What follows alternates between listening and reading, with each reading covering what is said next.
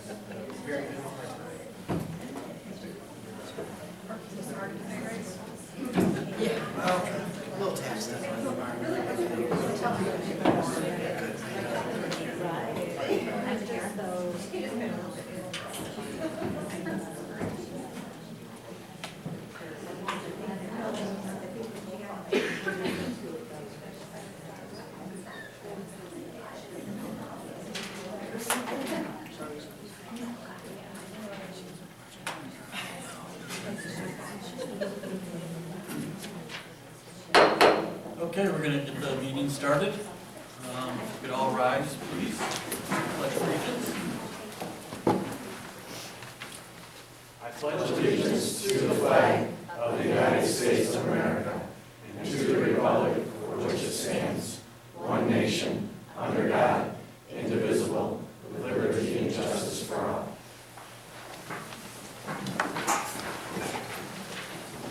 That'll bring us to our good news portion tonight. Mr. Helderly is in the house, shall we say? That's right. So, welcome. Thank you. Thanks so much. It feels great to be here. Very excited to get started next week. It was a little bit strange walking in. The first job I ever did in this room was noon supervision for a room full of 7th graders. So I'm hoping tonight's crowd is a little better behaved, but yeah, there's just so many memories and so much connection with the community. You know, just can't sleep at night when we get here. So Amy and I are both very excited and ready to get down to work and move things forward. I met with Joanna today and the document signed, so you may not back out. And yeah, I'm ready to be here and ready to get started. We're looking forward to it. Good. And Terry knows me well because she's ordered cookies and punch, which may be a staple of my administration. Yes. All right. Thank you.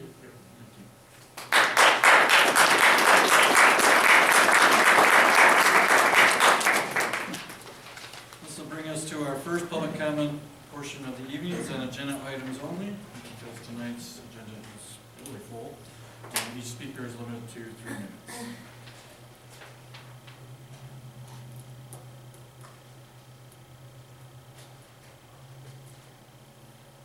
Okay, going to move on.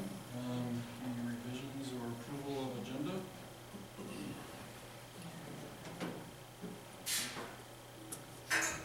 So I would like to make a revision. Action item, resolution authorizing administration to proceed with purchase of a 10 passenger van. Per our agreement, we discuss and then vote on the next meeting. So I request that we remove that from the action items. Second. Roll call. Aye. Aye. Aye.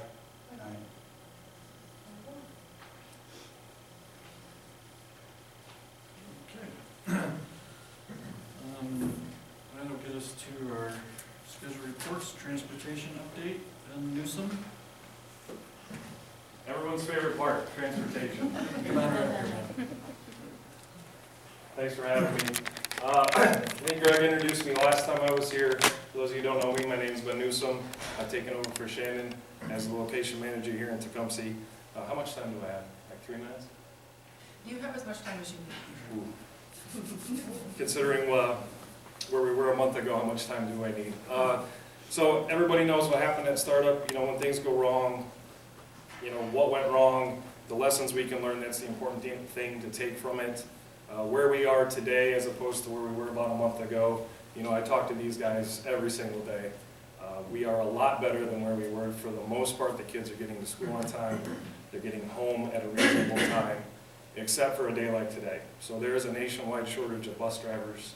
I think everybody knows that, especially in Lenawee County. We had a dozen schools all kind of going after the same pool of folks, right? So, you know, over a weekend when we have 3 drivers who have something happen and can't come to work on a Monday, it's very difficult for us. So a day like today is an exception. But that's the biggest thing that I'm working on right now is recruiting, right? So, you know, you have a route, you know, and transportation, every stop's 30 seconds. You want a bus route to be an hour, you have 40 stops, you're sitting idle for 20 minutes. It is very difficult for us to be on time on a good day. You get a sub driver, even with really good notes, if they're not from Tecumseh, they could be from Adrian, they could be from anywhere. You get somebody from out of state. We bring in out of state drivers. We're the largest transportation company in North America. It is extremely difficult to be on time. So a day like today, even with people from Adrian helping out and people in the office helping out, is definitely a struggle. So recruiting to make sure that we have enough of our drivers that are here every day, that know the roads, that know the stops, that know the areas, is probably the most important thing for me right now. We are very short drivers. Tecumseh has been short drivers for a very long time. When things are going good, when the system isn't stressed, you can hide a lot of those operational inefficiencies. Well, after what's happened this year, we can't hide it anymore, right? And these guys will tell you I am extremely transparent and I am extremely honest. I think all the skeletons are out there. Do you guys have any questions about what's going on with us right now? So that's the biggest challenge for us, is making sure that we have drivers here that are going to be here. We do have 5 drivers in training right now. All of them are vested in Tecumseh. They have students in the district. They will be here. They will stay here. That is very important to us. The next thing is the route data. Because of what happened at startup, obviously you guys know, what we're physically doing out there every day does not match what our systems say we're doing. So that means the app that we have, which is the best app in the industry, doesn't work. Because my students getting picked up at 4 o'clock, you're dropped off, it's not 4 o'clock, it's 4:15. We've told the parents, we've told the students, we're 4:15 every day. So fixing the routes, 1,800 bus stops, it's 2,000 kids. We were about 95% incorrect when I started. We're about 50% correct now, so we are working around the clock to fix those issues so that no matter what the district does, we have that foundation in place with good drivers and good data so that we can, you know, kind of absorb these things. So that's kind of where we're at right now. And then obviously just going through all the finances so that Nikki and I can get along, that's important to me. You know, that's another thing for me too. I am very excited to be here. You know, I went to elementary school here, I have friends and family here. So it's a challenge, it's not hard to fix, it's just time. And I think unfortunately for the principals and the students and the parents, time may have run out a little bit for us. So, you know, any call I get, any email I get, anything that they tell me, I investigate it, I answer it. We'll get there. We'll get there pretty quick, but we've come a long way, we have a long ways to go. And again, I think everybody has my information now, so feel free to share with everyone in the community. If they have any questions, they can always get a hold of me. And we'll go from there. So fixing the route data, recruiting drivers are the big ones. But I think our on-time performance, again, for the most part, is much improved from where it was a month ago. Question, on days like today, what do you have in place as far as a process to notify parents when the bus isn't there when it's supposed to be? We have a process in place to use the district's robocall system or a text to parents directly. How are we handling that? I know that the parents are calling and the phone's busy, Ringing off the hook. or they say they can't get through, that the phone's just busy, it doesn't ring through. Also any true. insight on that? Yeah, so all of that's true. So the robocall system, you know, the Blackboard messaging system, whatever the district calls it, that's an option. We were kind of waiting for you to come on board to see how you want to handle that. We can use the app. Participation here is pretty low. I mean, most districts' participation is pretty low. I can send out blasts on the app. But using the notification system, is a great tool for us to use, but that's a district preference. Right now, you're correct. I don't have a way to do it, short of telling them. What does the app provide us? I mean, we already paid for this app, right? Sure. We're using it. Is this a matter of we need to roll this out to every parent to make sure they have it on their phone? So that, does the app notify them? Does the app, or do you have software that gives you the option to just put out a mass text to every parent on the bus list? Anything like that that we can do? Sure, it can do whatever you want it to do. So there's a district dashboard option so that all of the buildings have access to all of the routes, all the students, all the stop information for their school. So at Compass, they could see every route for Compass. The district dashboard, we call it, they have access to all of that. A parent only has information for their particular student, right? So this is your stop location, this is your stop time, you're gonna get a push notification, 5 minutes, 10 minutes, whatever you choose to tell it, when your bus is there. So you can't track a bus along its entire route, right? We don't want folks to have sort of that power, right? But within X distance of my home at this time, now I can track it. So now I can see it, the time updates in real time. We can send out notifications to individual parents. We can send them out to an entire route, to the entire district through the app. All right, so I guess perhaps if we haven't put that information, very clean email, something to all the parents who get bus service, to make sure that they're aware that that information comes through the app, would probably be a great way to go. Because on a day like today, you get calls and we get calls, and I'm sure that everybody gets calls. So if we get maybe the people who are using the bus service on board with using that app, if that's the primary way we have of immediate notification, that would be something to work on until you get the rest of the busing figured out over there. I would highly recommend it, and again, I've gone to these guys as a group while we were sort of waiting in the transition, asking for, philosophical direction. Like, you guys are our customer. I care about kids, I care about the customer. I don't want to say I don't care about parents, because I do, but our job is kids, and you guys, right? Our job is to be safe and be on time. So it can be as big as we want or as small as we want. Right, some districts like using it as the primary method of communication, but how do you tell people, if we want to say this is the only way you're going to get communication, the participation probably goes up. But again, in our line of work, no news is good news. So if we're doing our job, parents don't need the app because we're on time every day. So again, that's more of a question for you guys, and as we go forward, what you want to do. But the sky is the limit. It really is. It's really good. So the app, if it gives a parent, I'm assuming the parent logs in their address and it has their student and their bus number.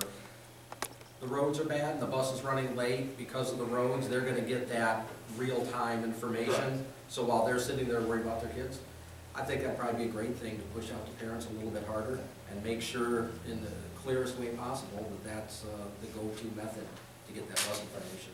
Yeah, it updates in real time, just like your normal GPS system would. So maybe we could put something out at conferences for the parents, like a little flyer or something to, I know not everybody goes to conferences, but at least that'd be a good start. Or push it in a school post. Well, we could push it everywhere. We could put it on the, we could do a robocall reminding parents of it, push it, email, get it out there so parents have it at their fingertips. Probably go a long way to keeping people calm while we get things straightened out. Ben, are you here at Tecumseh full-time now, or are you between Adrian and Tecumseh? I'm between both. Okay. Are they gonna be hiring someone for Tecumseh, do you know, or? I'm going to be doing both full-time. I'm Okay. going to be hiring staff for both locations. And again, this is a difficult job. The bus drivers have the hardest job in the world with all the challenges of a teacher with not a lot of the support. Again, for me, if I have the staff in place and these things are done correctly, it's not a difficult job, right? So, and again, for me, success in one location breeds success in the other, right? The districts, educators care about kids, regardless of what school they go to. It's the same thing for me. I care about kids. So again, to have the resources there and the resources here and be able to share them and pull them together, it's a benefit for both. Are there any other resources you need?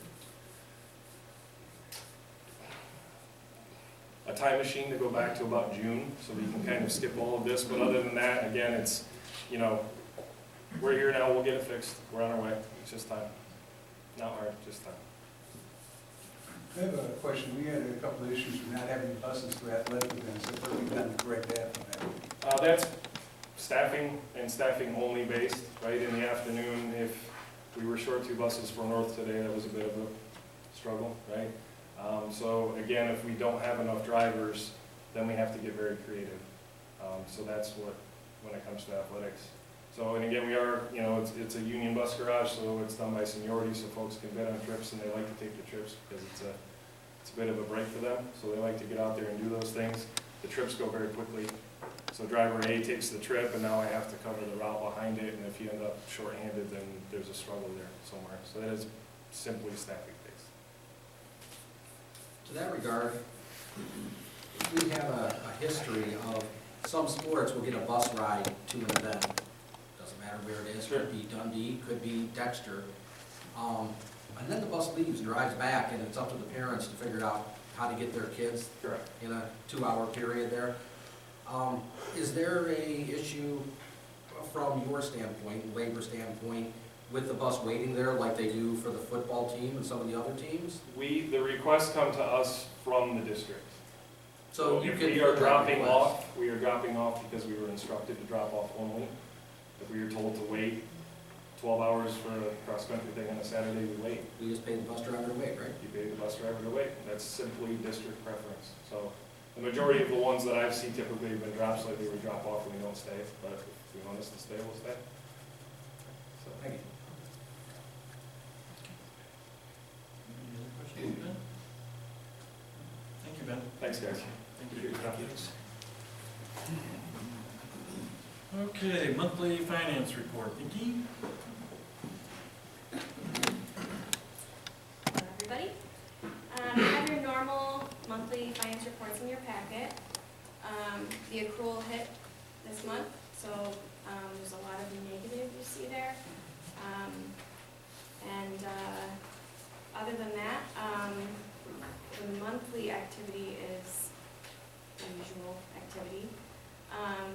We closed out the Title I grants today, requested those funds, so the title grants that ended on September 30th are done and good. Reporting is finished for that, and first revision, we kicked off first revision in the past couple weeks, so the principals have their budgets. We sent those out to all the directors and the principals to put their budgets together. Those are due back by the end of October, and then we'll put together a first revision. I believe that's coming to you in December, the December meeting. Other than that, we have nothing else special going on, just the normal. Do you guys have any questions? I have a question. On our sporting events, the gate, that goes into the general fund, It goes into a gate activity fund, yes. so it's used for facilities or? Well, it's used for athletics usually. The bulk of the gate collections are for athletic events. So it's separated out, so it goes Yeah. back into the athletic program. Right. It go into the, It's its own, yeah. its own line item, does it go into, does it get folded into the general athletic budget, or is it, No, it's its own. it's its own thing and it gets spent for specific things out of its own line? Right. Is that it? One more question. You might not know this, but when they put in that artificial turf at the new stadium, and that has a life of 10 to 15 years, was there anything earmarked or set aside for when it comes time to replace it, to be able to handle it? I don't know for sure. I would be doubtful of that, Because you're talking about $500,000. probably.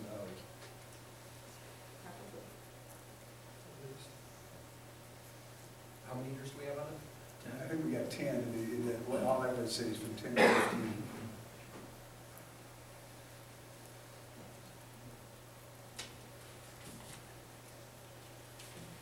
I think that would be what we would use, the capital projects fund, that would be the primary source for that.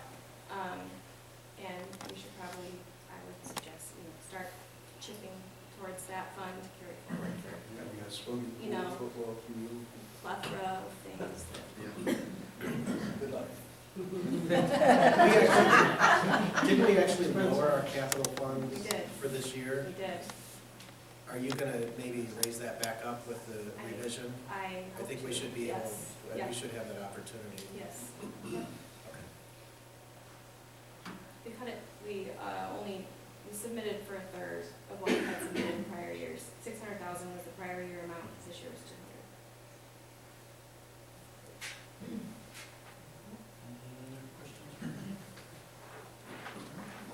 Thank you.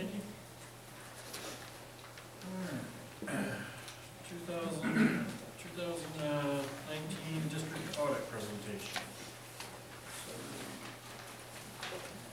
Williams? Yeah.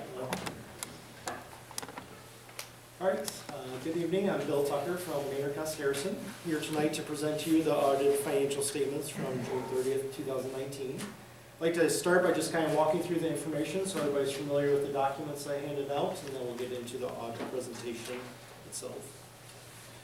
So the first document that I'm going to hold up for you is the large bound report. This is your audited financial statements for June 30th, 2019. Within this document, you'll find all the necessary financial statements and note disclosures to be in accordance with generally accepted accounting principles. Also within this document, you'll find the independent auditor's report, which provides our opinion on those financial statements as well. So that is all within this large bound document for you. The second document that was in front of you, was on just one loose letter, Maynard Harrison letterhead. This is what we consider to be our board communication letter.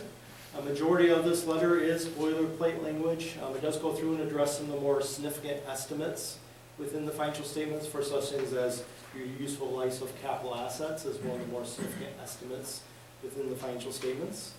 Also within here, there are sections related to corrected, uncorrected misstatements, disagreements with management, if there are any of those areas that would be addressed in this letter to the board. Just to let you know there were none, but that is kind of the purpose of this letter, to kind of address some of those issues with you. And then the last document that I have for you is the audit presentation outline. So I've taken pages out of the financial statements, put them into this audit presentation for you. Also include a couple graphs and charts in there for you as well to kind of over with the board. Before I get started as well, I want to take a second and thank Nikki and the rest of the staff for their courtesy and cooperation throughout the audit process. It really is a difficult process to go through of having an audit or being audited. So we do appreciate everybody's hard work on that process and being well prepared for the audit. That's a huge key component of a successful audit is, that entity being ready for the audit and having the documents prepared and ready. So we really do appreciate all her hard work this year.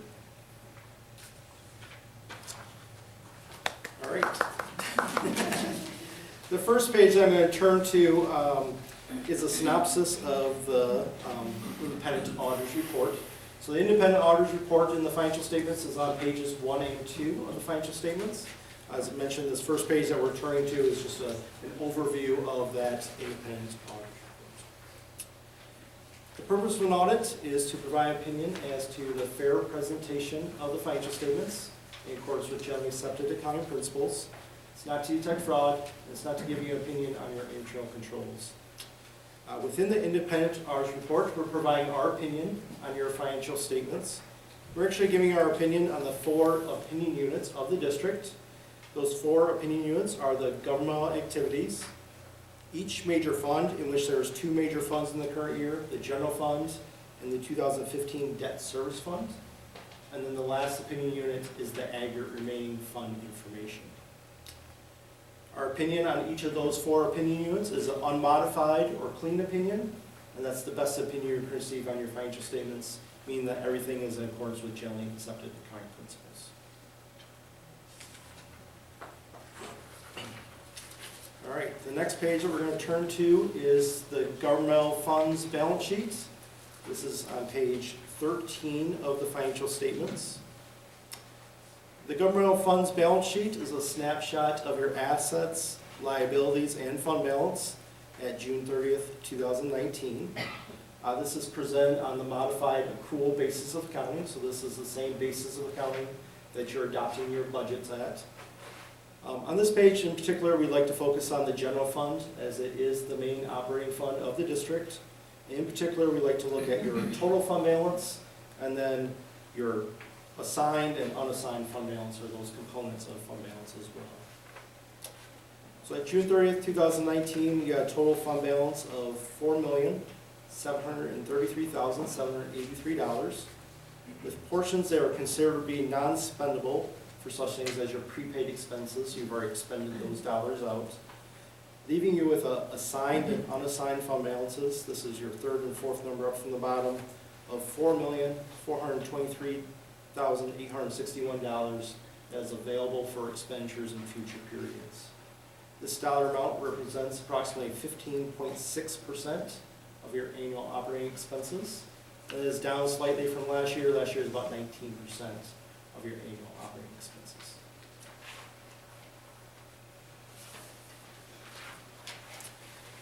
From there, we'll turn to the next page. This is page 15 of the financial statements. This is your statement of revenues, expenditures, and changes in fund balances for the year ended June 30th, 2019. Again, focusing on that far left column, the general fund. We'll start off at the top of the page with your total revenues in 2019 of $28,009,597.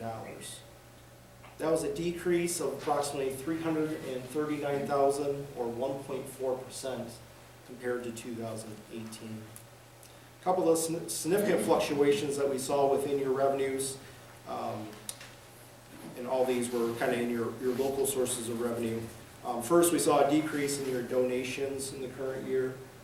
In the previous year, you had received about $89,000 in donations from the Wilson Foundation and the Sage Foundation, so you didn't have those same donations in 2019. The other significant fluctuation or decrease that we saw was within your tuition revenue. So you did not have in the current year tuition revenue from other districts related to special ed agreements with other districts. Moving down the page to your expenditures, you had total expenditures in the current year of $28,248,184. That was an increase of approximately $203,000 or 0.7% compared to 2018. Biggest fluctuation that we saw there in your expenses was a little bit of increases in technology purchases, in addition, additional aid positions in the current year. So a couple minor fluctuations there in your expenditures. Results for the year, third number up from the bottom, a decrease in your overall fund balance in the amount of $967,153.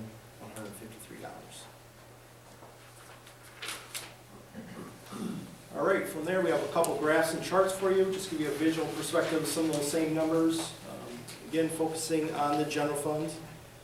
This chart, first bar chart that we have is a 5-year analysis of your general fund revenues, expenditures, and fund balance. As you can see from this chart, the blue is your revenues and other financing sources, the red is your expenditures and other financing uses, and the yellow is your fund balance over those 5 years.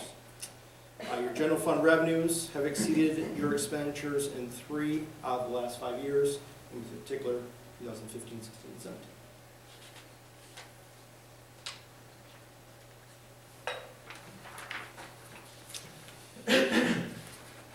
The next page I have for you is the composition of your general fund revenues and your expenditures. The top chart is the composition of your general fund revenues. Making up the largest piece of the pie there is your state sources of revenue. At 87% of your total revenues coming in is from state sources. That is up from last year. Last year is about 84%. And then your bottom chart, your general fund expenditure detail, making up the large component there is your instruction expenses at 59% of your total expenditures in the current year. The last page I have for you, this is kind of out of our single audits component of the financial statements. This is a summary of audit results. Really kind of gives a good layout for the audit results on this page. Starts off at the top of the page with your financial statements. As I mentioned before, that unmodified clean opinion on your financial statements in 2019. The next area that gets into there is your internal controls over your financial reporting. We did not identify any material weaknesses or significant deficiencies in the internal controls or financial reporting in 2019. So a good clean report for your financial statement audit.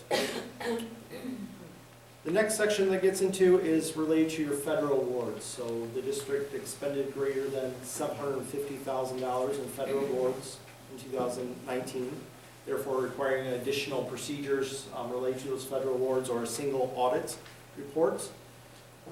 We did test one major program for your federal awards in 2019, and that was your Title I program. As we went through the compliance requirements for that major program, we did not identify any material weaknesses or significant deficiencies in the compliance requirements for that program. So good clean report in that aspect as well. Great. That's all I plan to go over with the board. Anybody have any questions? You said for our federal sources, they actually went down from 4% to 1%, the graph here, in the general fund. Let's see. I actually didn't say what percentage it was last year, but so last year, the state sources was 87% in the current year, and last year was 84. So last year state sources were 84. This year was 87. What was our federal source? I don't have that. You don't I have didn't. that? Okay. Yeah, my notes. So, but I'm assuming. It was probably pretty close to. I mean, with the overall fluctuations in your revenues, I mean, most of that change was in local revenues, so Okay.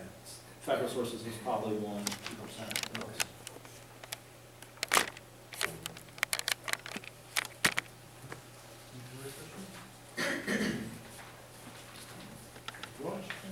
Thank you very much. All right, this brings us to discussion items, proposal for 6th grade maps class peer review. Trish Howard and someone else. That's me. Don't worry, I'm used to it. It's fine. I'm a saltwood.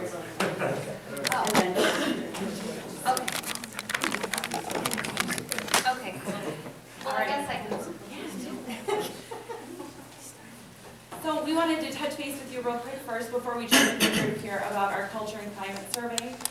In order to become a model demonstration school for PBIS, we need to talk to our stakeholders, our parents, our students, and our teachers, and find out a little bit more information. So what we have for you are some surveys that have been updated and revised and are ready to roll out during conference time, fall conferences, and then again in spring.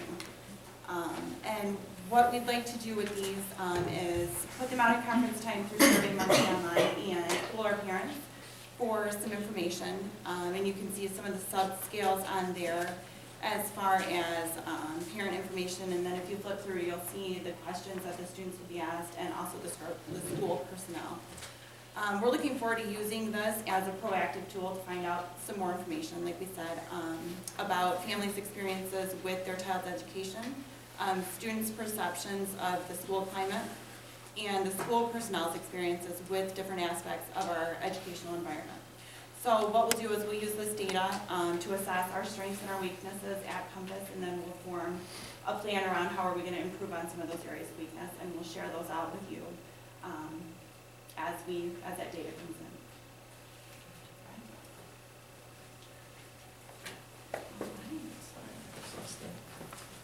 And then our peer-to-peer.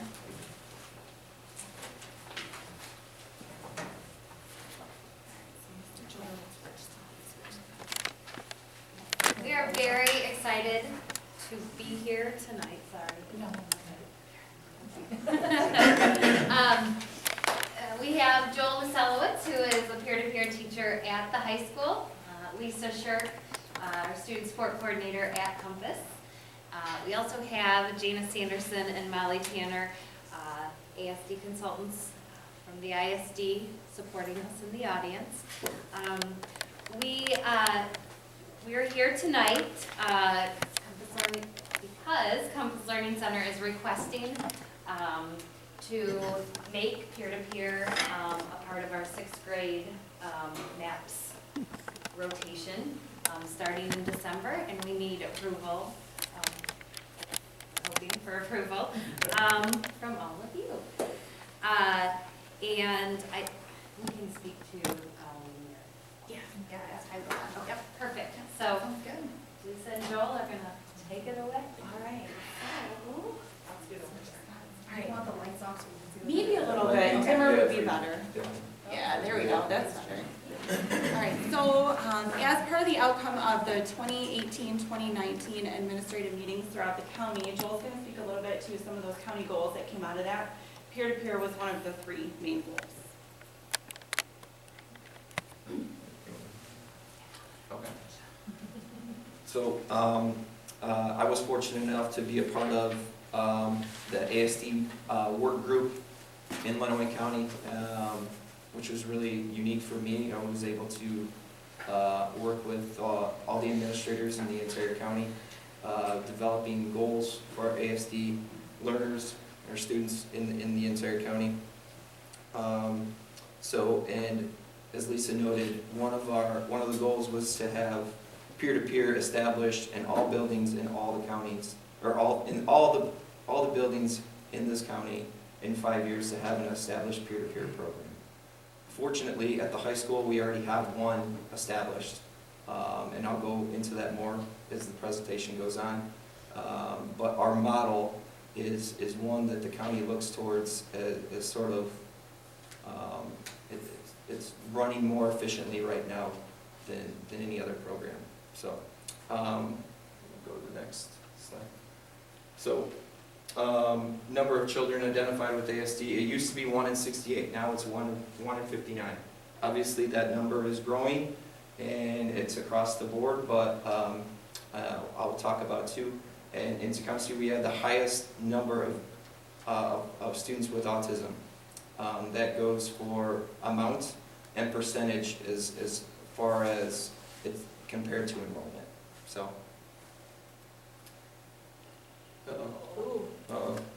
Google is not part of it. You're not sponsored by Google. I promise. I mean, that would be cool. That'd be sweet.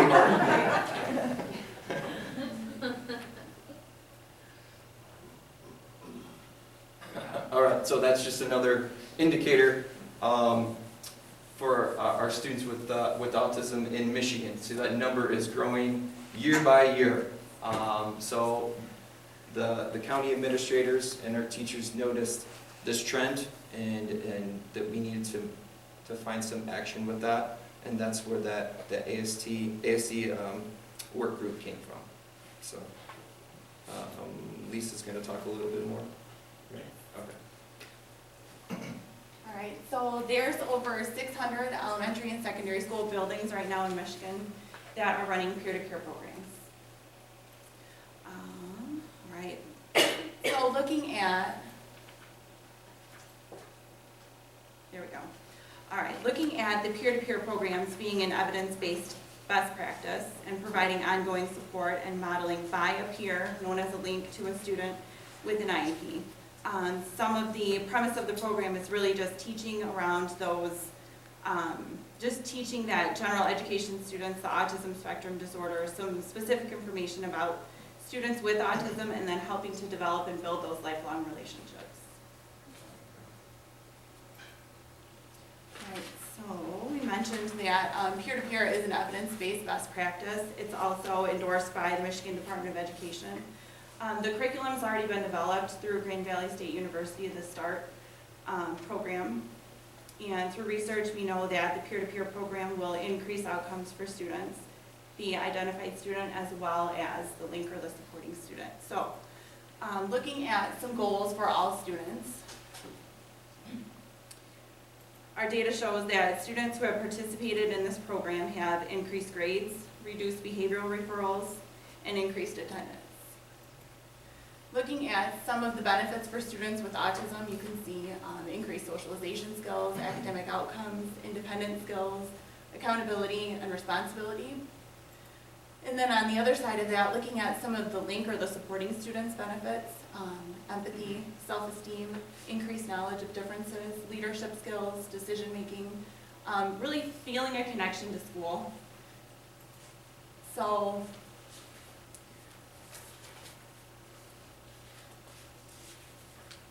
looking at what do both groups benefit? Why would we implement a program like this. There's opportunities for both populations of students to grow and develop relationships that not only last in school but out of school as well, lifelong. It's cost effective and it's productive. So Joel's going to talk a little bit about at the high school how the culture has really been developed and grown since the program has started. What are some of the things that he does? He's got some really great students to showcase towards the end of the presentation.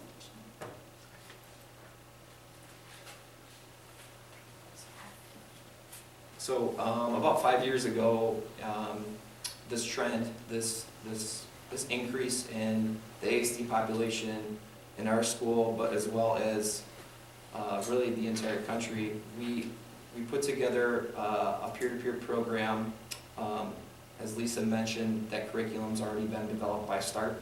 And so we started it out with a club, trying to support a small number of students. And a year later, it started out as a class. And our goal was to increase our ASD population's opportunities to grow socially, so they can be better prepared for the future during and after Tecumseh High School. So Lisa talked already a little bit about the benefits for this program. For both the student with autism and also the the student supporting that other student. So for our kids with autism, they gain friendships and acceptance. Oftentimes they're very involved where normally without a peer present they wouldn't be. Increase in self-esteem, that they have gained friendships through this. And then gain strategies to cope with social situations as well. So a lot of our students with autism, they struggle with coping with those social situations and the right words and actions to perform. For our student that's participating, that's helping, that gives the general population exposure and experience to working and just empathy as far as understanding what a person with autism goes through, and they can take those skills later in life as well. Oftentimes, I've had a number of students in the last 4 or 5 years say, I want to be a special education teacher because of our peer-to-peer program, which is pretty profound. I believe our school community overall has been more empathetic, more compassionate. It's no longer as much separated. Our ASD population is more understood and they're integrated in the social fabric of what we want THS to look like. So a lot of different activities that we do, even outside of the classroom, incorporate those ideals. So again, ways that we support. So in the classroom, for the class, kids will sign up for our peer-to-peer class, and that's available any hour. So we have hours 1 through 6. Kids can sign up for that. There's the online curriculum that they go by, as well as they're paired with a peer, usually with autism, to support socially and overall build a positive friendship to help increase socialization and participation in the classroom. From this, we also schedule social outings. Now these social outings oftentimes includes our club as well as our peers that we support. We have what we call game days, where we have food and games and just roll them out and the kids play and have a good time. We schedule some social events, such as, or invites, to social events, such as sporting events and dances, etc. Movie days, bowling. Our peer-to-peer baseball game, which is in April, which I'll talk a little bit more about later.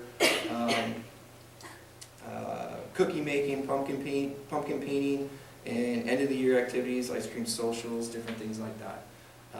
So different things that we want to do this year too at the high school.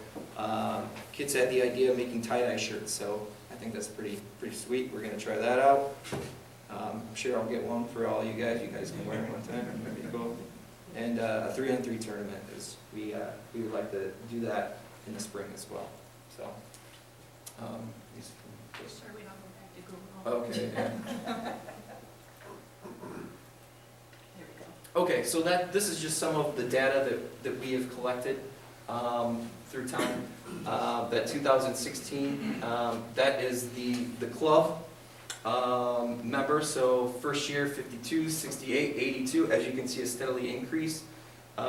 This year our numbers are a little down, but as the year goes on, the word gets out. We do some really cool things. Sometimes more kids want to be involved. Students that are taking the class, as you can see, we didn't have students at first year, so 13, 17, 11, and students supported 12, 10, back to 12, and 8. And those just fluctuate through the years and the need for those particular students. So, now I will say, if we had a program that's established at the younger levels, the kids would understand what that is. So I'm oftentimes having to explain what peer-to-peer is at the freshman level. It'd be really cool to have those kids know what that is by the time they get to the high school, and we can better support our kids. So some more data that I collected through time. So 100% of the students taking the peer-to-peer class thought it was a valuable and beneficial class. If they were going to use those skills that they gained and experiences that they gained later in life. 97% of students that were supported, so our ASD population that was supported through peer-to-peer, found it valuable and beneficial. It was just one student, mind you. So, yeah. Put some pictures up. So on the left is a picture of during one of our game days. Our kids are having a good time, playing some games, eating some food, and just that unstructured social experience is really beneficial for our ASD population. On the right-hand side is a picture, as you can see, from our autism acceptance baseball game. So those of you guys who don't know, we've done this for 3 years, going on 4 years now. Where our baseball team plays a game in April, and usually that's Autism Awareness Month. And through those, they wear these T-shirts where it has their names, and instead of their last names, has words associated with accepting people with autism in our society, which is really, really cool. We always have a student throw out the first pitch with autism, and a student sing the national anthem as well with autism. So that's always really, really cool. It's a great experience. We also sell these T-shirts during April. That's a big money maker for us, so that we can do all of our cool, fun things that we have. I know some of you guys have supported that. Thank you, sir. I can't wait for you to wear this next one as well. So yeah, so those are just a couple of cool things that we do at the high school. So I'm going to have with one of our students that had been supported through our peer-to-peer program. His name is Michael. He is now a sophomore at Western Michigan University, and he's going to speak a little bit about what peer-to-peer did for him at the high school. Okay, can you tell us who you are and where do you go to school? Hi, I'm Michael John Mackler, and I'm a sophomore over at Western Michigan University. And what year did you graduate at Tecumseh? I graduated in 2018. 2018, awesome. Michael, can you talk about the peer-to-peer program at Tecumseh High School and the impact they had on you? Well, back in my sophomore year of high school, I found out I had autism, and I was having trouble coping with it. When someone came up and suggested I join peer-to-peer, didn't know how I felt. 2 years later, it was actually quite impactful. I managed to learn more about myself. I got to know people who were dealing with the same issues as me, and I learned how to manage friendships. Awesome. Great, Michael. And how has that helped you into the future as a Western Michigan student? Well, ever since that program, I've looked for a program similar in Western Michigan University and ended up joining Best Buddies. Quite similar. We help put people together that have disabilities with people that don't, giving them friendships and opportunities. And ever since that day, I'm actually now an E-Board member, hoping to help people like me get more experiences in life. Awesome. Thank you so much, Michael. You're welcome. Anytime. I can't tell you how awesome it is to see that. how far he has come. And I truly believe our peer-to-peer program helped Michael get those opportunities that he might not normally have. The next video is a student who's been, Noah, who's some of you I'm sure know, who had been active in our peer-to-peer program for a number of years now. He's going to talk a little bit about that. All right, can you tell us your name and what year you are at the high school? So my name is Noah Manuzak, and I'm a senior this year at Tecumseh High School.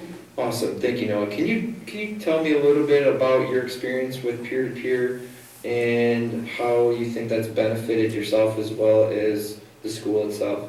Yeah, so peer-to-peer is a program where we involve kids who might not typically be involved in school activities. We do game days, we bring kids to the bowling alley, we go to a movie, and we do a bunch of different social events with kids who might not normally get the chance or opportunity to. And I've had some really good experiences, especially with the game days. I like to play Jenga at the game days, it's a lot of fun. And it's quite fun when the tower falls over, but yeah, we have a good time and we're super inclusive, so. Awesome, thanks, Noah. Mm-hmm. And again, all right, can you tell us your name? Okay.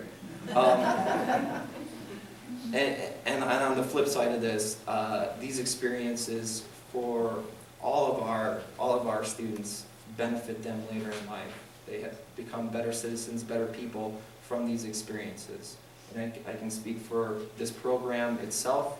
It is free. There's not a monetary portion attached to that. It's a no-brainer of what this can do and benefit each and every building and every student in our school. So, thank you. We just have some research for you. So go for it. Yeah, it was attached. You guys have those already? Thank you. Thank you.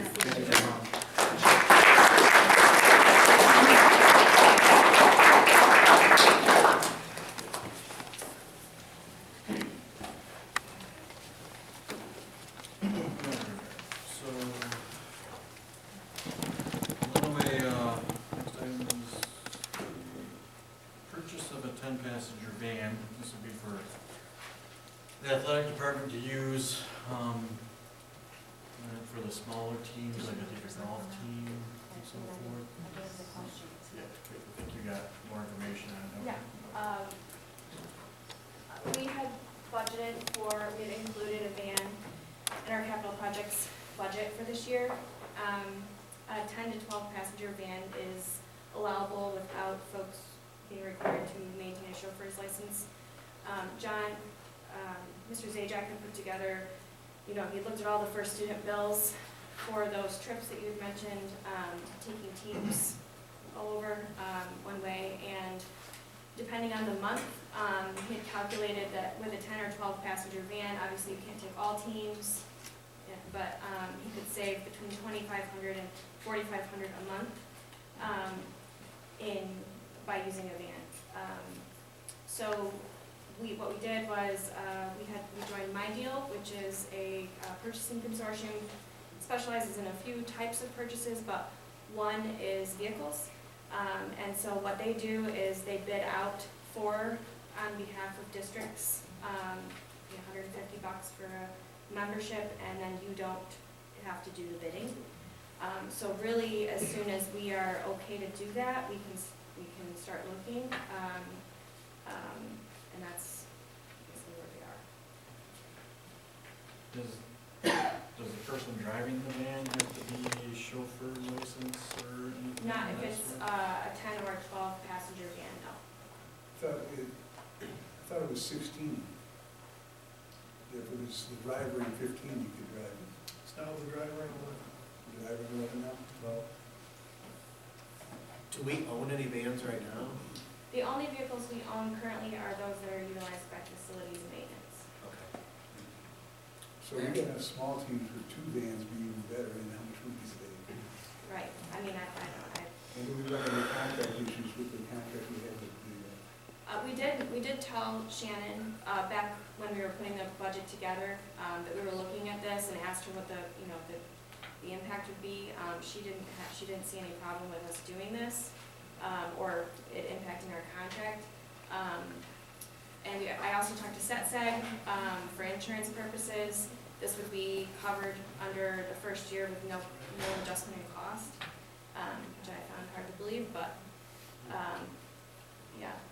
And then Mr. Zajac, when he put this proposal together, he volunteered, I guess, to be the organizer.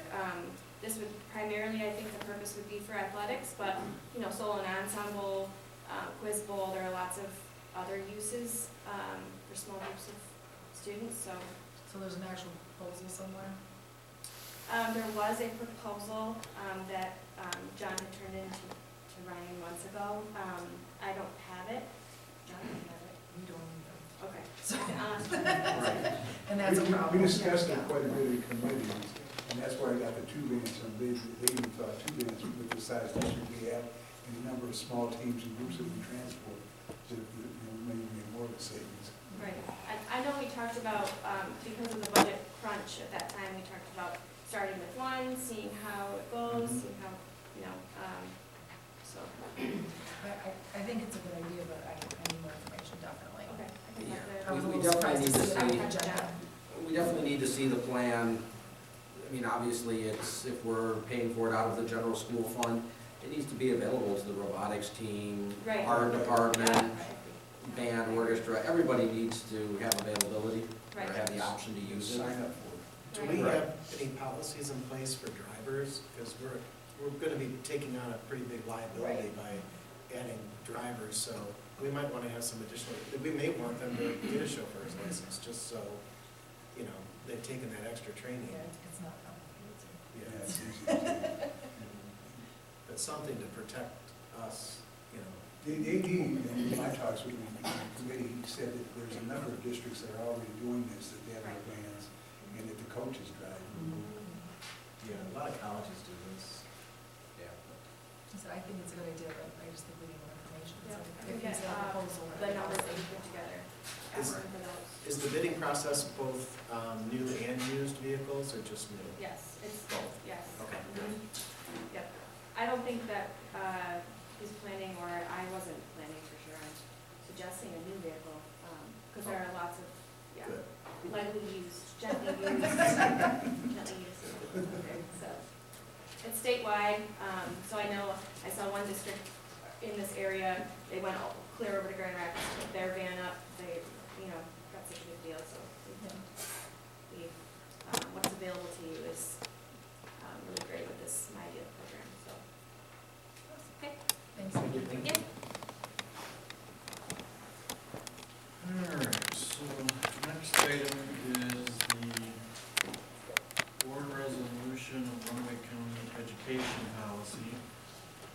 And I'd like to refer that to you, Mr. Hilderly, once you get on the job, and you can have time to go through it before you adopt that, and let us know what you think, so. Anybody else have any questions on that? Did they talk, Mike, any purposes at all, have they talked about that at all, this plan that they have? No? We're talking about Okay. cutting the fee that each district pays. Okay. You're saving $125 a year.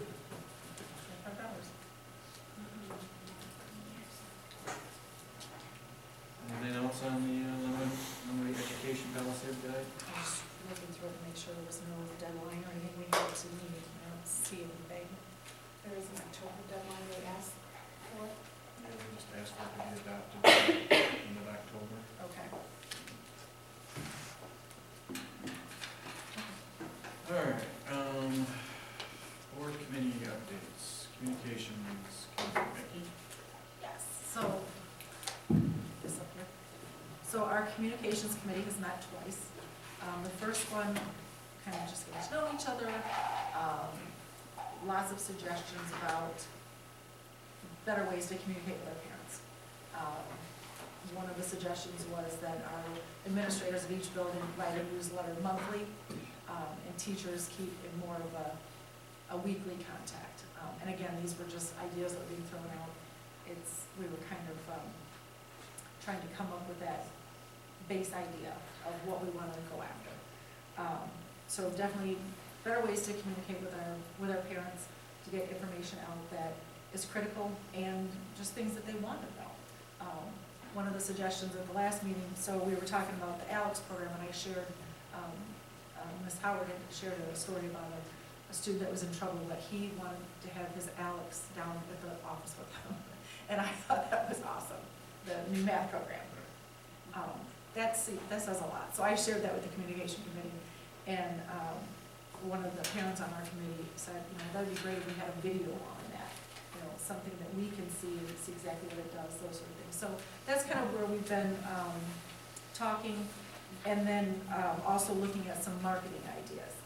One of our members is part of the Leadership Linaway, and she toured Adrian Public Schools last week, and she brought back pamphlets, booklets, brochures, all kinds of information that Adrian is doing to promote them. Not only promote what they do, but there was also one that was specifically targeted at teachers. Why should you come be a teacher in our district? So it was just a lot of interesting information. Like I said, we're still kind of putting our ideas together and in motion, but I think it's been really positive, and I think we'll definitely see some great improvements.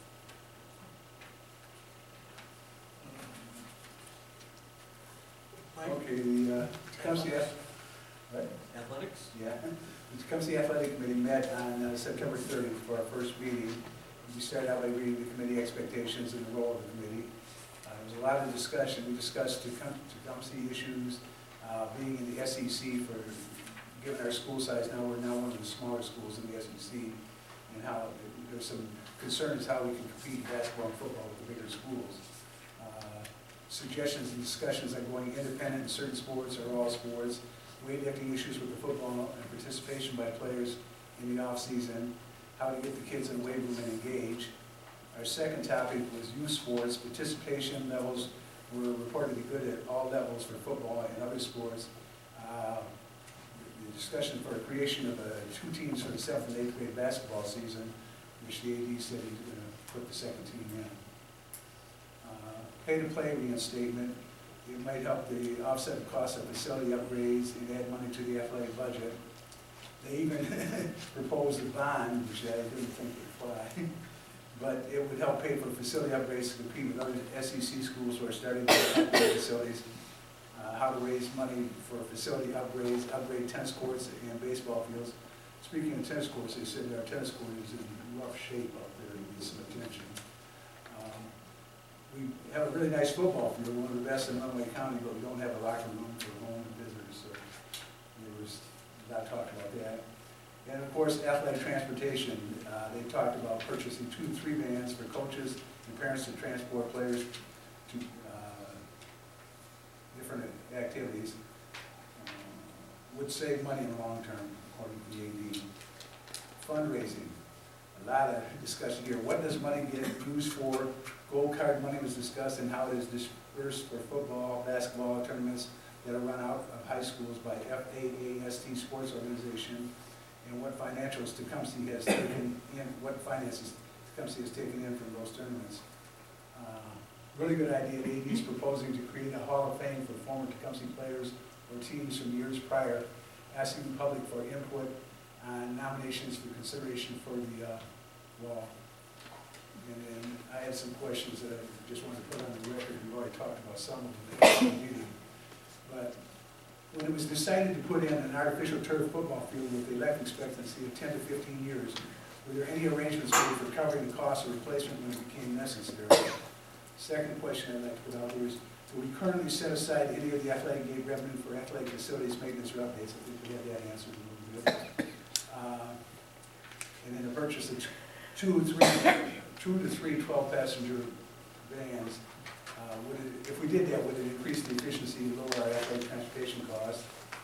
And do we currently have anything in place for requirements for fan clubs, booster clubs, team support groups to report to the district how much they have raised and how it is being spent? Are there any state laws or regulations on this matter? And this, I think, is going to be done because of 2 committees. of course, with the support of the whole board, I would like to ask the administration to conduct a study of our athletic facilities and report back to the board our facility needs and cost analysts to meet them. And our next meeting is going to be a week from this Wednesday, and our discussion is going to be the athletic budget and fundraising. Thanks, Mark. Thank you. All right, Mr. Abbott is not here, so we'll skip him. Did you provide us minutes though? Yeah, yep. And then we've got, yeah, there, right there. Oh.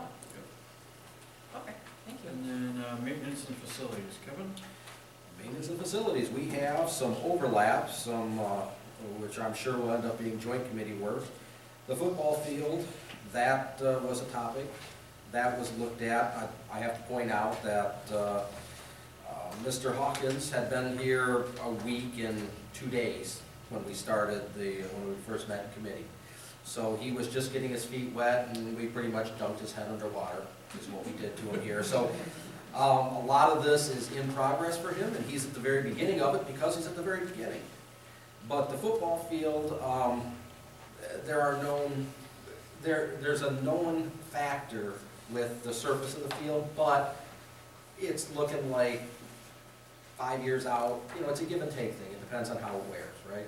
So we're looking at 5 years out on that. There is, I don't think he put it in place, somebody did, there is a regular preventive maintenance plan in place for that. The softball and baseball fields have drainage issues with both. He's working right now on getting quotes to get that fixed up so we can keep those dry. As I said, he's at the very beginning, so he's reaching out for quotes right now and just getting his feet wet in it. One of the biggest items that was brought up in committee was the pool, of course. Incidentally, the pool is down again. This is the second week it's going to be down, and what's happened is there was a pump unit and the motor failed on it, caused some flooding. And in the process of trying to get just the motor rather than an entire new unit, it put us on a parts hold. So we're waiting on some parts to come in, but while it's down, it was scheduled to go down next week for preventative maintenance, and they're pushing that back to this week. So hopefully, as soon as they get some parts in there, it'll be back up and running with the preventative maintenance done. The air ventilation system is getting some work done to it.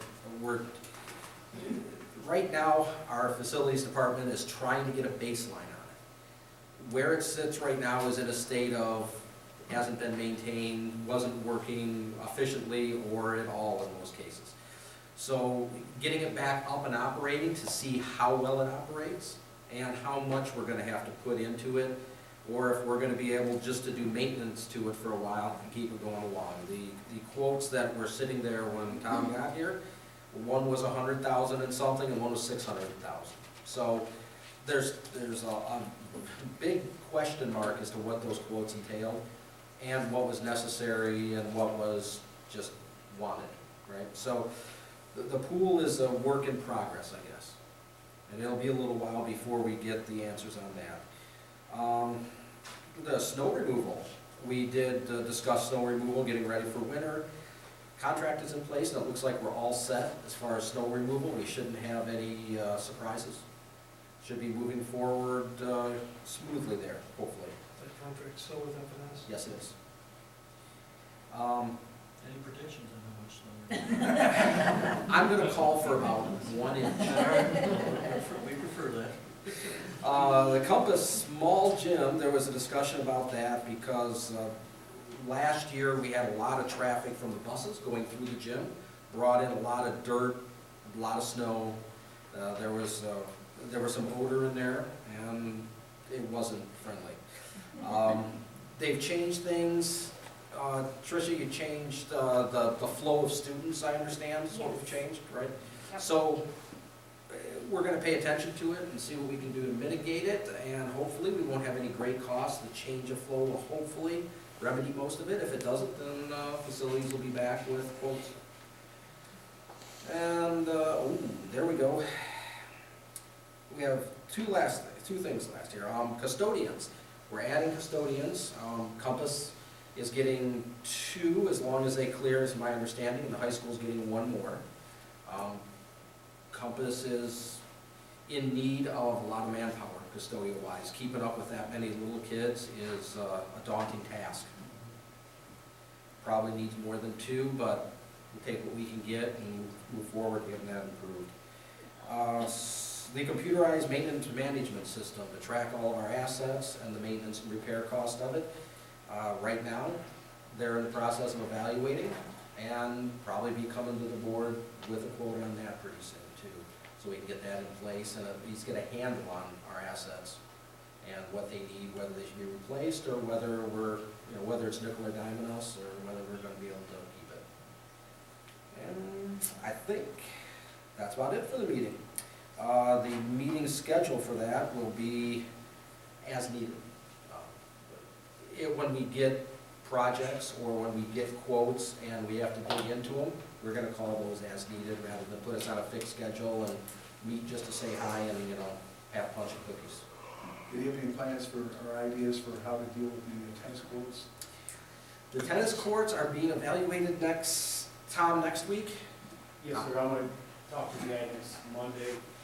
He's actually the same individual who's taking care of our basketball courts and things like that, so he came really highly recommended that he does a really good job. So I did see a couple quotes that were out there. They're pretty old. I'm gonna talk to him Monday. He's at a conference right now. And to that, there is, I believe there was a student who's the crack in the court's large enough that a student's foot fell into it and they fell and got injured on the court. So it is probably a priority. We're gonna have to do something with it, and it's either fix it or put a chain around the gate and lock it, because we can't have students getting injured in it. There was a number of questions in my committee on the courts not being regulation size, and we can't host events, tournaments or anything there. Is that true? Or? I don't know. That would have to come from athletics. How would you address it? How would you fix it? Well, I've heard that it's just high in the sky here, but I heard the city might be selling the old community center, and that the developers probably want the area where the tennis courts are for parking.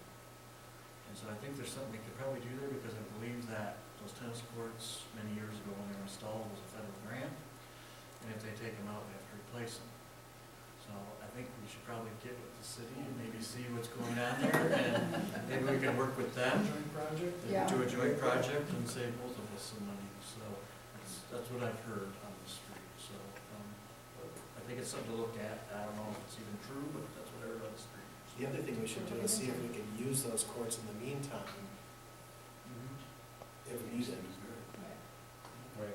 But we need a van to go down. It's 4 vans. 4 vans, up that. We're gonna go, please. Why don't we just back us? All right, I think that's all I had for maintenance. Well, then, since Suzanne is not here, I guess we're gonna hit you with double duty HR policy, so. All right. HR policy, we had an initial meeting. We talked, it was an introduction session. We're looking at meeting when we get the information. We're getting updates. Our policy has not had the periodic updates. There's 2 a year, and we don't know how many we've missed, but we're starting to get them. I believe Friday we got 1 packet. And we're starting to get information for the administrative guidelines also. I believe we have that. Do we have all that in the administrative guidelines? Yes. So we have all the administration guidelines that go along with, they parallel our policy. As soon as we get all the paperwork we need to get the updates that we've missed, then we'll call the committee together again and go through thousands of pages of papers and see what needs to be updated. I'm sure there'll be recommendations coming down the line. Is it still Neola policy? Yeah. Okay, so, yeah, I mean, they do come on strong with a lot of paper, but many times in a stack of 100 papers, there may be 6 pages that actually need your. That's what we're hoping, praying for, right? It is a time-consuming process, It is. but it isn't what it may appear to be at first. The Neola reps are usually very good about helping manage that process. So So again, we were waiting on our superintendent to get here because he's going to be instrumental in getting our administrative guidelines created. I can get you in February. Okay. I'll put it in your schedule right now, okay? February's good, we'll take that. So we'll have a meeting scheduled for that after Mr. Hilderly gets on board and we get all paperwork together. Also, just so everyone knows, these committees are not empowered to do anything. They're only empowered to come back to the board and make recommendations, so they cannot do anything until it comes to the board. Right. So, Right. yeah. They're advised. All right.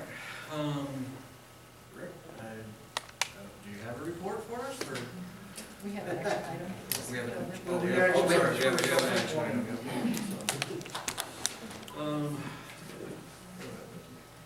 So I'll make a motion that we approve the 2019 district audit as presented. Support. Any discussion? Aye. Aye. Aye. Aye.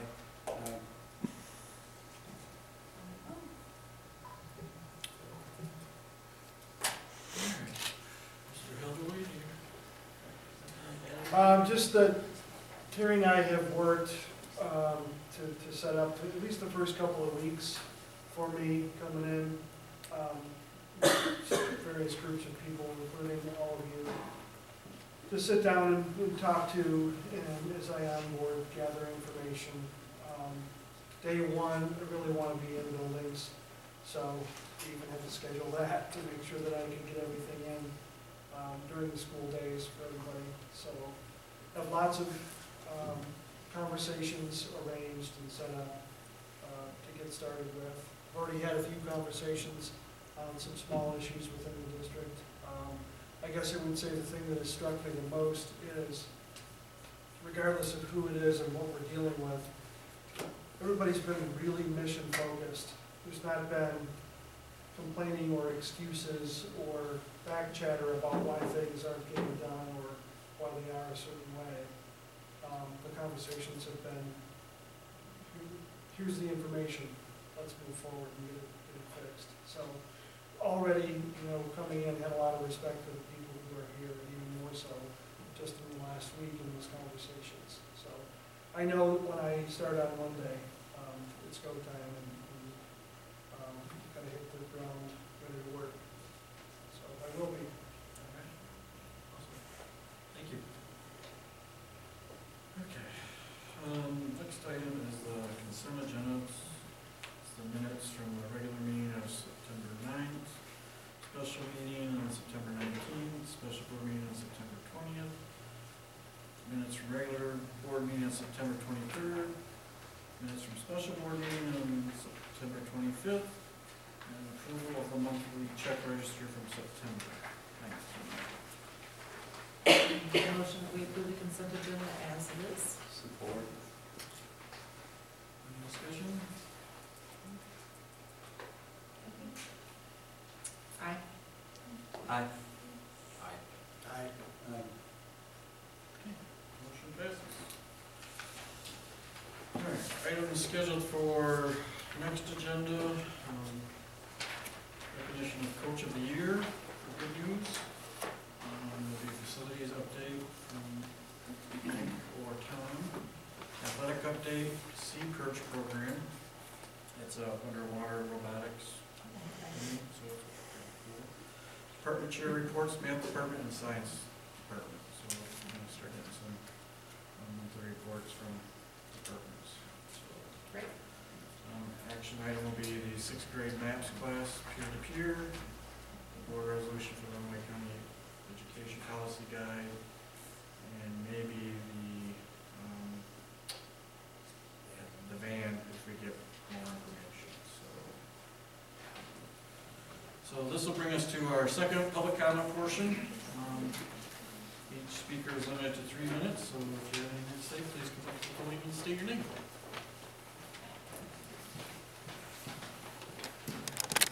Hi, Nancy Gotham. I have several things just from listening tonight. The first one is, I strongly encourage you to purchase at least one, if not two vans. My son has been on the golf team the past 2 years, and his first year as a freshman, they had busing. But it kind of doesn't make sense when it's such a big bus for just 5 to 6 boys and their coach, 1 or 2 coaches. Last year, when the athletic department had stated that there was no busing, I was really concerned before the season started. And I talked to John, and he said, well, we might have to make some exceptions for golf, because for one thing, parents rarely go and watch that event. I'm one of the very few, or only one, that goes occasionally. And also, a lot of the golf matches are whole day events from 8 in the morning till 4, so a lot of parents can't do it. And if you only have one van, and there's so many other groups, you know, that might need it during the day, it would be good to have 2. And not only that, there was at least 2 occasions last year where the JV team and the varsity was playing on the same day. And they did provide a bus for one of the teams, and the other team that it had to work out, I know it was 1 or 2 days that parents did have to drive, or the boys had to drive themselves. And my son played as a freshman, which he couldn't drive then. Last year, there was several of his parents that were very concerned. We don't want our sons that had just had their license for a month or 2 driving an hour away. So thankfully, John did work it out where he got some busing for us. I don't know, I never heard exactly why they discontinued busing last year. I'm guessing it was for financial reasons. But as Michael brought up, is that really necessary? Do we have to drop all this busing for sports? And like you say, when it becomes a problem, when we're short of bus drivers, it's really difficult. I have 2 kids, one that was already graduated and one that plays sports, 2 or 3 sports a year, and parents rely on that. You know, I go to almost every game, but there's some parents that can't. You know, both parents are working, they're working in the evening. So I really hope you do pass that, and, you know, pass it soon. I understand you need more information. But, and as for, you know, the athletic fundraising, I have proposed to John, it was a year ago, a couple times, to start selling more bricks at the football stadium. When they put the stadium in, we couldn't afford it then, we had little kids, but I've already had one graduate, and another child I would definitely love to purchase 1 or 2. And he said that he would, you know, that's a good idea, so that, I don't know how much it would raise, but that would be definitely a good idea, because I know it's been so long, there'd be a lot of parents out there that would be willing to buy them now. And as for the tennis courts, they've been in terrible shape for years. They cannot even play any home matches there. I don't know if people realize that. They practice, and it is dangerous. I have a good friend that coaches the team, and you know, they have to drive, well, it's a club sport, but they have to pay for it too. And they had to drive the students everywhere. Well, the teams have gotten so big, which is great. I mean, it's a wonderful program that would be good for, you know, for them to have the transportation and a good facility to use. It's sad that they cannot play 1 home match, you know, at their own school. And then for the peer-to-peer program, my daughter was a student that took that as a class 2 years ago, and she really loved it. It was a really rewarding program, and I really hope, you know, you pass that for the 6th grade. Also, I think it's a, you know, a great idea. So thank you. Thank you.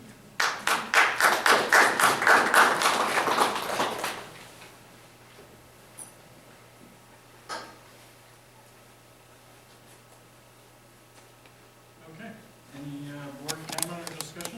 Yeah, I need to relay some information. I also attended the Runaway County Association School Board meetings on September 26th. And of course, the collection of the LCA SB dues for 2019-2020 was waived. However, the dues will be back next year, $125. And let's see, there's an opening on the ISD board. Applications will be accepted until noon on October 23rd. Applications must be registered voter in Illinois County and must not live in Adrian School District, because no more than 2 residents from one district are allowed to be on the board. The ISD board will appoint a trustee at their October 28th meeting. And the annual dinner meeting is Tuesday, November 12th at 6 p.m. at the LISD Tech Center. And our SVPs are required by October 30th. You go, let me know, you cover the cost of RSVP.